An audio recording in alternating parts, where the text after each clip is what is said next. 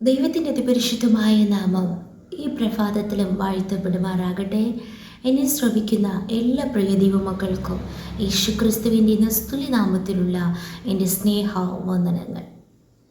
അതേ പ്രിയമുള്ളവരെ, നമ്മുടെ കർത്താവായ യേശുക്രിസ്തു രക്ഷകനായി നമുക്ക് വേണ്ടി ഈ ഭൂമിയിൽ ആമേൻ അവതരിച്ചു.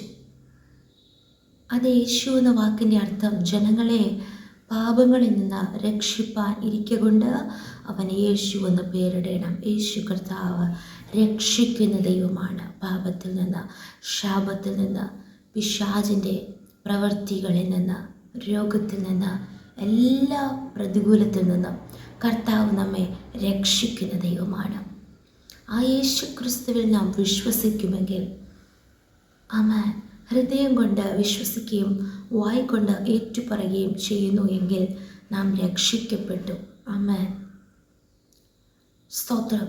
രക്ഷ, ആമേൻ, രണ്ട് വിധമായ രക്ഷയെ നമുക്ക് കാണുവാനിടയായിത്തീരും. ഒന്ന് ആത്മാവിൻ്റെ രക്ഷ, രണ്ട് ശരീരത്തിൻ്റെ രക്ഷ. അങ്ങനെ യേശു കർത്താവിനെ ഹൃദയം കൊണ്ട് വിശ്വസിക്കുകയും വായ്കൊണ്ട് ഏറ്റുപറയുകയും അതുപോലെ തന്നെ ആമേൻ യേശുവിൻ്റെ ഓരോ കൽപ്പനകളെയും ഉപദേശങ്ങളെയും നാം പ്രമാണിക്കുകയും ചെയ്യുമ്പോൾ, അതായത് മാനസാന്തരം, സ്നാനം, പരിശുദ്ധാത്മാവിൻ്റെ അഭിഷേകം, കൂട്ടായ്മ ആചരിക്കുക തുടങ്ങിയ കാര്യങ്ങൾ നാം ചെയ്യുമ്പോൾ നാം ആത്മാവിൻ്റെ രക്ഷ പ്രാപിക്കുന്നു. എന്നാൽ ശരീരത്തിൻ്റെ വീണ്ടെടുപ്പ്, ശരീരത്തിൻ്റെ രക്ഷ ഇതുവരെ നാം പ്രാപിച്ചിട്ടില്ല. കർത്താവിൻ്റെ രണ്ടാം വരവെങ്കിൽ, ആ പ്രത്യക്ഷതയെങ്കിലാണ് നമ്മുടെ ശരീരം രക്ഷ പ്രാപിക്കുന്നത്. വീൺ ശരീര രൂപികളാൽ നാം ഇവിടെ വിട്ട് പറന്നു പോകും. അപ്പോഴാണ് ശരീരത്തിൻ്റെ രക്ഷ പ്രാപിക്കുവാൻ കഴിയുന്നത്.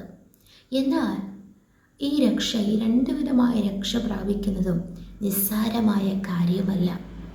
ആ രക്ഷയെ നാം ഗണ്യമാക്കാതെ പോയാലും ന്യായവിധി ഉറപ്പാണ്. ഇന്ന് പകൽക്കാലം കർത്താവ് നമ്മോട് സംസാരിക്കുന്നത് പത്രോസ് എഴുതിയ 1-ാം ലേഖനം 4-ാം അധ്യായം അതിൻ്റെ 18-ാം വചനത്തിൽ നിന്ന്. അവിടെ നാം ഇങ്ങനെ വായിക്കുന്നു, 1 പത്രോസ് 4:18, നീതിമാൻ പ്രയാസേന രക്ഷ പ്രാപിക്കുന്നു എങ്കിൽ അഭക്തൻ്റെയും പാപിയുടെയും ഗതി എന്താകും?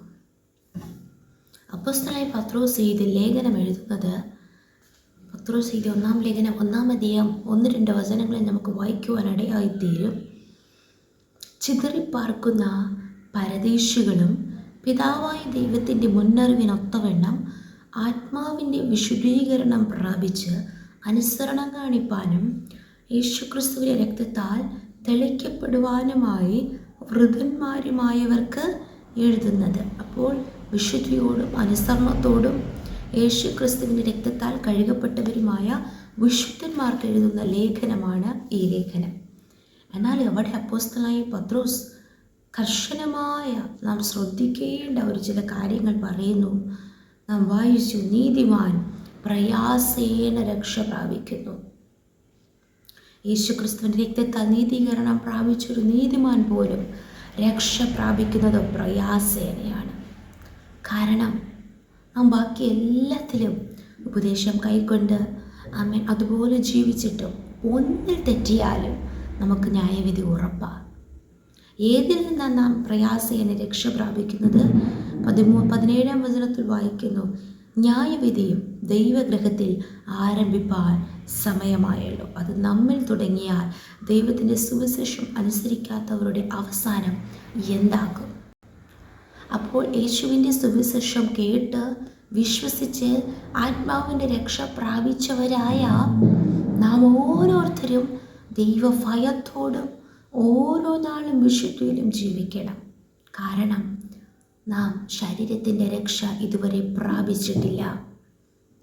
അത് പ്രാപിക്കുവാൻ പ്രയാസമുണ്ട്. ഹല്ലേലൂയ.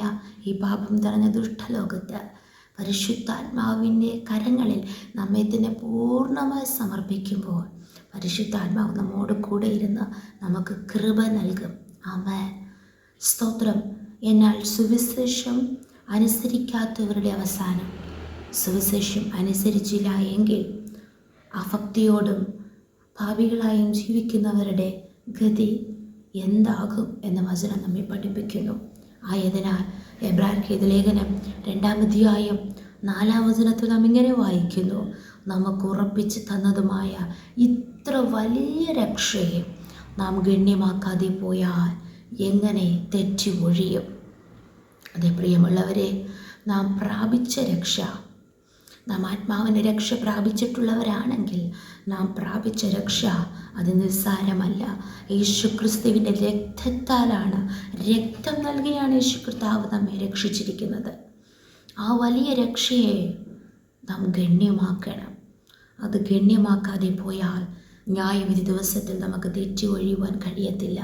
അതുപോലെ തന്നെ ഇതുവരെയും ആത്മാവിൻ്റെ രക്ഷ പ്രാപിച്ചിട്ടില്ലാത്തവരുണ്ടെങ്കിൽ അവരും യേശു കർത്താവ് നിങ്ങളെ രക്ഷിക്കുന്നു, സൗഖ്യമാക്കുന്നു, വിടുവിക്കുന്നു എന്ന് പറയുമ്പോൾ പരിഹാസത്തോടെ അത് നോക്കിക്കാണാതെ ആ യേശു ക്രിസ്തുവിൻ്റെ സന്നദ്ധിയിൽ അടുത്തു വന്ന് അവൻ പാപങ്ങളെ ഏറ്റുപറഞ്ഞ് ഉപേക്ഷിച്ച് മാനസാന്തരപ്പെട്ട് അവൻ സ്നാനപ്പെട്ട് ദൈവമക്കളായി തീരുമ്പോൾ ആത്മാവിൻ്റെ രക്ഷ പ്രാപിച്ച് പരിശുദ്ധാത്മാഭിഷേകം പ്രാപിച്ച് കർത്താവിന് വേണ്ടി നിൽക്കുമ്പോൾ അവൻ കർത്താവ് നമ്മെ നിശ്ചയമായി അനുഗ്രഹിക്കും. സ്തോത്രം.